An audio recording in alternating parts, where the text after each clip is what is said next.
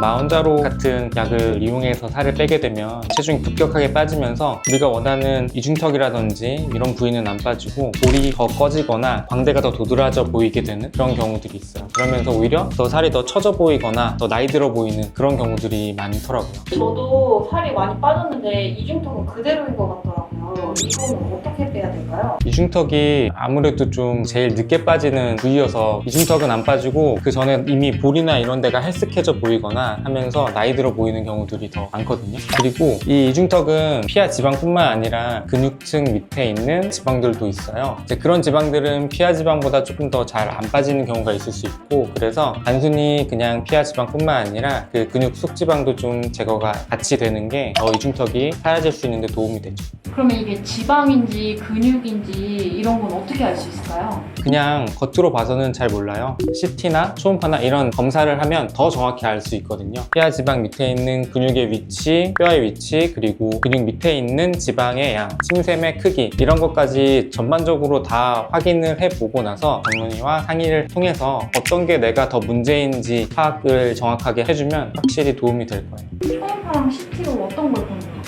우리가 초음파나 이런 걸 보게 되면 이 활경근 밑에 있는 속지방을 확인할 수 있거든요. 그 속지방이 많으신 분들은 근육 묶기를 하면서 속지방을 좀 제거를 해줘야지 효과를 더 보실 수 있어요. 그래서 이제 양쪽의 비대칭이라든지 이런 것도 확인하고, 또 우리가 뺄 수 있는 지방의 양이 어느 정도 되는지, 그리고 어느 쪽을 더 많이 뺄 것인지 이런 것들도 좀 계획을 해볼 수 있고요. 그 원인을 확인하지 않고 그냥 지방 흡입만 하게 되면 지방 흡입한 이후에 결과가 만족스럽지 않을 수가 있거든요. 그러면 이중턱 지방흡입 수술이 단순히 지방만 빼는 수술은 아닌 거네요? 사람에 따라서 근육 묶기가 필요한 사람도 있고, 근육 속에 지방이 더 많은 사람들은 그 지방을 좀 잘 제거해줘야 되기도 하고요. 침샘이 크신 분들은 침샘을 좀 축소를 잘 해줘야지 효과가 더 나타날 수 있는 거죠. 얼마 전에 원장님한테 이중턱 수술 받으신 김혜정님 케이스 한번 보여주실 수 있나요? 한번 같이 볼까요?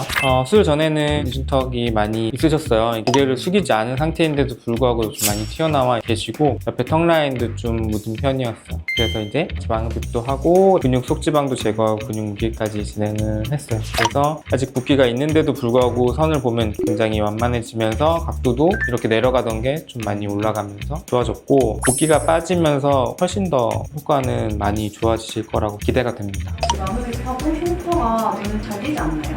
이렇게 하고 다니면 보일 수 있는데, 평소에 그냥 다닐 때는 흉터는 사실 눈에 띄지가 않기 때문에 걱정하실 필요는 없습니다. 이게 침샘 보톡스를 수술하면서 좀 더 깊숙이 맞을 수 있는 건가요? 침샘 보톡스를 요즘 많이들 맞으시는데, 침샘 보톡스 맞고 효과 별로 없어요 이런 분들은 대부분 이제 겉에 지방이 많이 있으실 때 그냥 맞으신 경우에 그렇거든요. 이럴 때 침샘으로 정확히 넣기도 힘들고, 침샘이 아무리 줄어도 겉에 지방이 덮고 있기 때문에 침샘이 준 게 별로 태가 안 날 수 있어요. 근데 지금 우리는 지방을 걷어내고 그 다음에 침샘에다가 정확히 보톡스를 넣었기 때문에 지금 김혜정 같은 경우는 턱밑 침샘도 줄었고 귀밑 침샘 이쪽도 줄었어요. 그래서 이제 전반적으로 이 턱 라인 자체가 조금 더 얄쌍하게 나올 수 있는데 도움이 됐죠. 그리고 앞에 근육도 좀 있으셔서 근육 보톡스도 같이 했고, 이렇게 세 군데 보톡스를 놨는데, 이게 지방 흡입을 하면서 같이 하게 되면 아무래도 시너지 효과가 날 수 있다.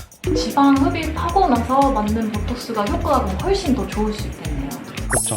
지방을 뚫고 더 들어가야 되는데 지방이 없으니까 보톡스를 놓기도 좋고, 이 보톡스에 의한 효과도 지방 일부를 한꺼풀 덮고 있을 때는 안에가 아무리 줄어들어도 잘 효과가 안 나타나다가 이게 좀 얇아지니까 더 효과가 나타나실 수도 있죠. 지금은 아직 붓기가 이렇게 좀 있어서 이거 붓기 빠지고 나면 더 날카로운 턱 라인이 완성될 겁니다. 원장님, 그리고 이중턱 수술 후에 울퉁불퉁해지거나 흉살이 생긴다는 얘기가 많잖아요. 이런 건 어떻게 생각하세요? 흉살이 생길 수 있는데 대부분 다 풀리고요. 너무 걱정하실 필요는 없을 것 같아요. 제거를 많이 하거나 재수술일 경우에 좀 더 흉살이 많이 생길 수 있는데, 그건 보통 한 달째까지가 제일 심하고 3개월, 4개월, 6개월 가면서 많이 풀리고 거의 다 없어지기 때문에 너무 걱정하실 필요는 없을 것 같아요. 오히려 이게 우리가 피부층이랑 근육층 사이에 이제 지방을 제거했기 때문에 내가 피부가 근육에 이렇게 잘 달라붙어야 돼서 흉살이 생기는 거고, 이게 안 생기면 오히려 처져요, 피부는. 천천히 한 6개월 동안 달라붙고 그러다가 점점 부드러운 걸 풀린다고 생각하시면 좋을 것 같아요. 만약에 심하신 경우에는 흉살 풀어주는 주사라든지 LDM이나 뭐 이런 장비들을 통해서 조금 더 빨리 풀릴 수 있게 도움을 좀 받으실 수 있을 것 같습니다. 자연스러운 회복 과정 중에 하나라고 생각하면 되는 거예요. 네.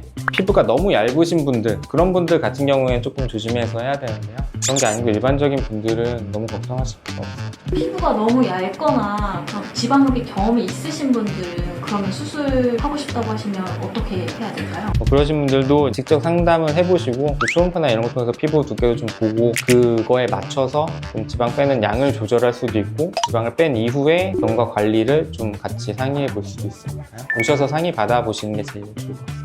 사실 지방흡입이라고 하면 엄청 큰 수술이라고 생각하잖아요. 그래서 되게 신중해야 된다고 생각했는데 간단한 수술일 수 있겠네라는 생각이 좀 들었던 것 같아요. 맞아요. 또 열심히 관리하시는 것도 당연히 중요하고요. 이 아래쪽은 사실은 마스크 끼면 사실 뭐 그냥 언제든지 받으실 수 있는 수술인 것 같아요. 뭐 크게 불편한 것도 없으실 거고 가성비 좋은 수술이다?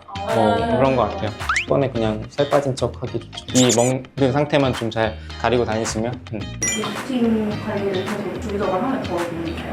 애초에 좀 많이 피부가 좀 잘 늘어지시는 분이나 볼륨이 많아서 피부가 여유분이 많으셨던 분들은 자꾸 처지려고 하는 그런 게 좀 생길 수 있거든요. 심하지 않고 젊으신 분들은 리프팅 에이저 같은 걸 주기적으로 해서 관리를 할 수가 있고 심하다 그럴 때는 실리프팅 같은 걸 좀 고려해 보시고 턱이 좀 작으신 분들도 효과가 좀 있나요? 턱이 작으신 분들 아무래도 난 효과 없을 거니까 안 할 거야 뭐 이렇게 하시거든요 보통. 근데 작으니까 조금이라도 더 해야 된다 저는 그렇게 생각해요. 포기하지 마시고 그리고 턱이 정말 너무 없으시면 우리가 뺀 지방 아깝잖아요. 뺀 지방을 턱 끝에다 좀 넣을 수도 있고 원하면은 팔자나 옆으로 이런 데도 넣을 수 있기 때문에 고민을 해보면 좋죠.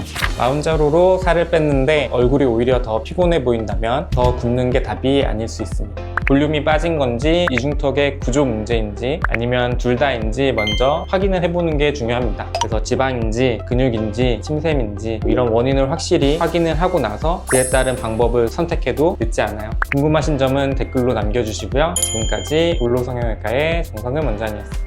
감사합니다.